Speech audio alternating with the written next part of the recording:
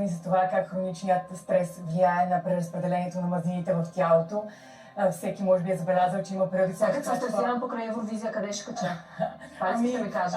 Изследванията показват, че около корема се качат повече мазнини, но е свързано с така наречените висцерални мазнини, които са около органите.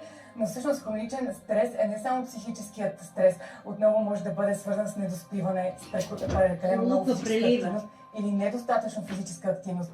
Тоест ние имаме много фактори, които могат да оказват влияние върху стрес и това как реагира тялото ни. Да. Добре, кажи ми, Бейне, защо жени сме по-предразположени към качване на мазнини еволюционно? Това за мен е много голяма мъка. Ами това е свързано с факта, че все пак тялото ни трябва да може да износи дете, което е свързано с това да имаме запаси. И това всъщност е основната причина. Като приключиш поне да се оправят нещата, не е невъзможно това нещо. Ами, честно казвам, това с мазнините и цялостно с тялото е нещо, което хората превръщат в борба, защото ние се борим с състоянията и с някои външни белези върху тялото си, които не харесваме. А всъщност промяната е възможна, когато се научим да разбираме тялото си и какво провокира тези състояния. Тоест, когато кажем, аз имам много силен апетит за сладко, това обикновено означава нещо. Означава ли, че не спим достатъчно, или че прегладняваме, или че съотношението на макронутриентите не е подходящо и нещо не ни достига. Тоест, то е симптом за някаква липса в тялото. Просто да обичаш хляб. По принцип. Може, но когато човек каже, да означава нещо лошо.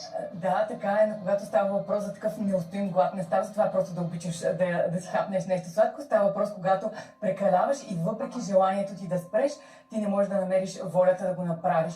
И това обикновено е промяна в поведението ни, която е следствие от някаква липса в тялото и то ни подтиква да действаме така, че да му набавим ресурсите, които му липсват.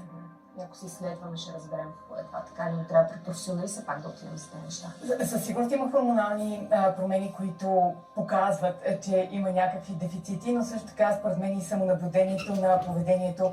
Това човек, например, да си запише как се храни, как се чувства след определените хранения, за да види тези тенденции, кога, какво правя и какво точно се случва, как се чувствам и какво е поведението ми, с обратната връзка, която ни помага да нанесем силните настройки и да направим тези симптоми излишни. Разбирам.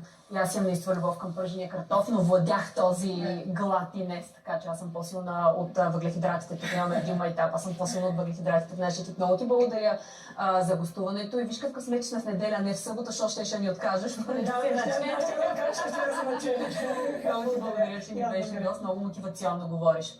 Уважаеми зрители, следващия столетник сам се обади на редакционният ни телефон и каза: